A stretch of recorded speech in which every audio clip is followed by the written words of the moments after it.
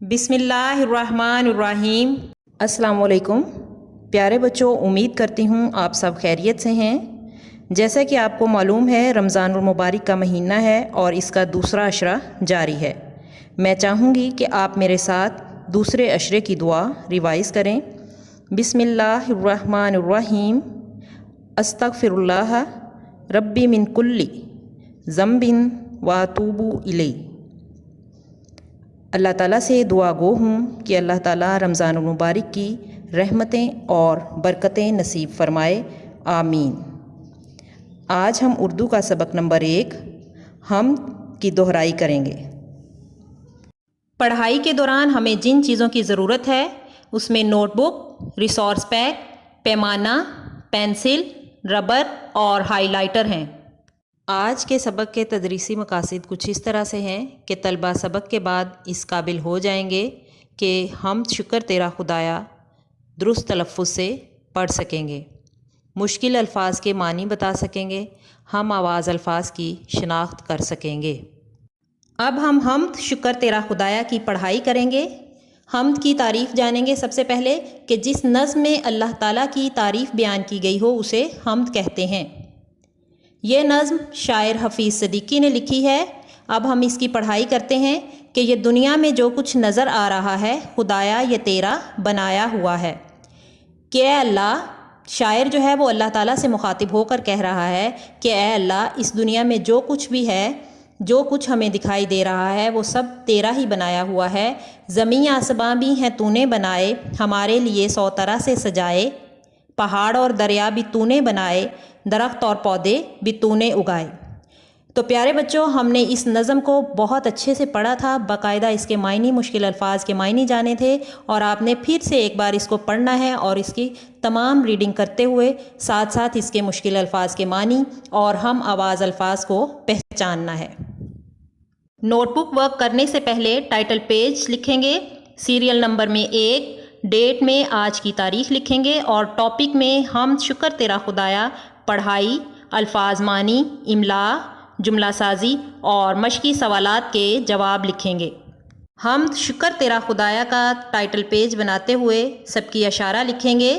اس میں ہم پڑھائی، مشکل الفاظ کے معنی، الفاظ، جملے اور سوالات کے جوابات لکھیں گے۔ اب ہم نوٹ بک ورک شروع کریں گے۔ سب سے پہلے پیج ریڈی کرتے ہوئے دن اور تاریخ لکھیں گے، آج کا کام، عنوان حمد شکر تیرا خدایا، اس کے الفاظ معنی لکھیں گے۔ سب سے پہلا لفظ ہے نظر آنا، دکھائی دینا، سجائے، سنوارے، روشنی، اجالا، مہربانی، رحم، 100 طرح سے، 100 طریقوں سے۔ تو پیارے بچوں، آپ نے اس کو اردو کی نوٹ بک پر neat and clean handwriting میں لکھنا ہے۔ نیکسٹ پیج جو ہم نے املا کے لیے ریڈی کیا تھا اس پر املا کریں گے۔ سب سے پہلے آج کا کام، عنوان حمد شکر تیرا خدایا، املا لکھتے ہوئے املا شروع کرتے ہیں۔ جی تو پیارے بچوں، یہ املا جو ہے ہم جملوں کی صورت میں کریں گے۔ پہلا جملہ ہے، پہاڑ اور دریا بھی تو نے بنائے، درخت اور پودے بھی تو نے اگائے، دیا ہے جو تو نے ہمیں صاف پانی، تو یہ بھی ہے تیری بڑی مہربانی۔ جی آپ نے یہ املا جو ہے نیٹ ہینڈ رائٹنگ میں اپنی نوٹ بک پر لکھنی ہے۔ اگلے صفحے پر جملہ سازی کریں گے۔ سب سے پہلے پیج ریڈی کرتے ہوئے آج کا کام، عنوان حمد شکر تیرا خدایا، جملہ سازی۔ ان الفاظ کو آپ نے جملوں میں استعمال کرنا ہے۔ پہلا لفظ ہے نظر آنا، اس کا جملہ ہے، دنیا کی ہر چیز میں اللہ تعالیٰ کی قدرت نظر آتی ہے۔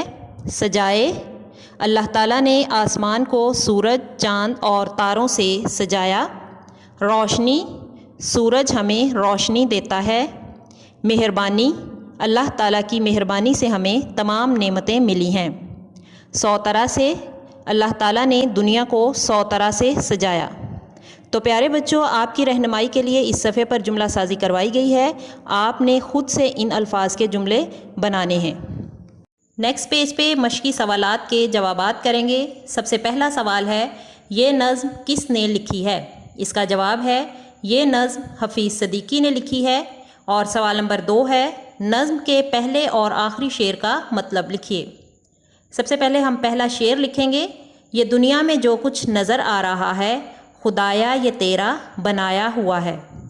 اس کا مطلب کچھ اس طرح سے ہے کہ اس شعر میں شاعر اللہ تعالیٰ کو مخاطب کر کے کہہ رہا ہے کہ اس دنیا میں جو کچھ دکھائی دے رہا ہے وہ سب اللہ تعالیٰ کا بنایا ہوا ہے۔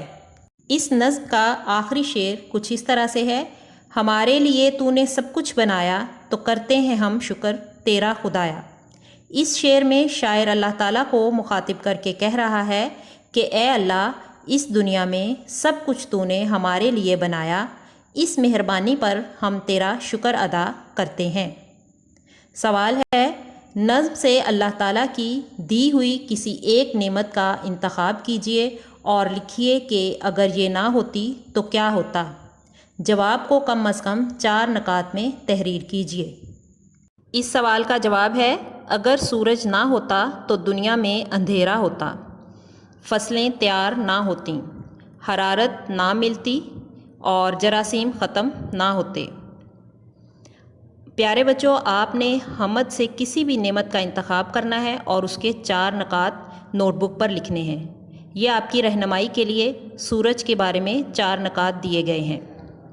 سوال ہے، آپ کے خیال میں ہم اللہ تعالیٰ کی نعمتوں کا شکر کس انداز میں کر سکتے ہیں؟ کوئی 2 باتیں لکھیے۔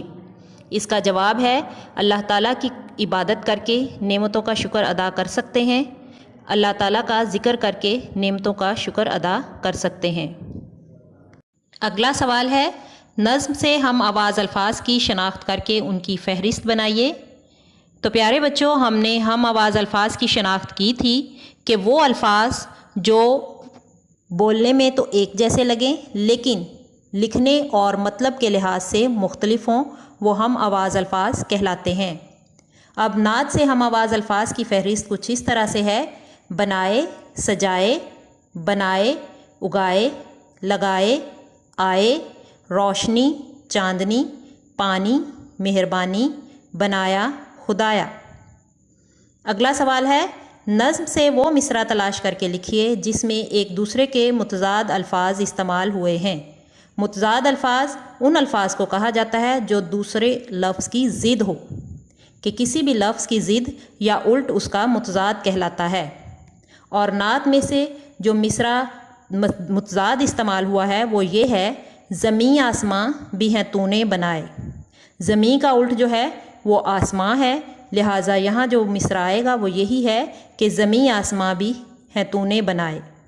اگلا سوال ہے، نظم میں لفظ صاف پانی استعمال ہوا ہے، اس میں پانی موصوف اور صاف صفت ہے۔ اب آپ نیچے دیے ہوئے الفاظ سے پہلے مناسب صفات کا استعمال کیجئے۔ تو پیارے بچوں، ہم اس کا استعمال کرنے سے پہلے موصوف اور صفت کی تعریف دیکھتے ہیں کہ کسی بھی شخص، جگہ یا چیز کو موصوف کہتے ہیں اور اس میں پائی جانے والی خوبی، اچھائی یا برائی اس کی صفت کہلاتی ہے۔ مثال کے طور پر پہلا لفظ آسمان ہے تو اس کو سنتے ہی اس کا رنگ ذہن میں آتا ہے کہ آسمان نیلا ہوتا ہے۔ اس طرح آسمان کی صفت نیلا ہے۔ اسی طرح آپ نے مندرجہ ذیل الفاظ کی صفات نوٹ بک پر لکھنی ہیں۔ آج کا کام یعنی ڈائری ورک ہے، ٹائٹل پیج بنائیں اور سب کی اشارے کی فہرست بنائیں۔ الفاظ معنی، جملہ سازی اور مشقی سوالات نوٹ بک پر لکھیں۔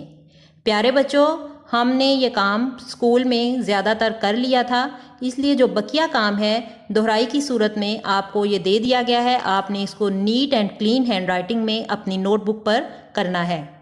آج کی اچھی بات، شکر ادا کرنے کی وجہ نہیں ڈھونڈنی چاہیے بلکہ عادت ڈالنی چاہیے، کیونکہ شکر گزار لوگوں سے اللہ سبحانہ تعالیٰ بڑی محبت کرتا ہے۔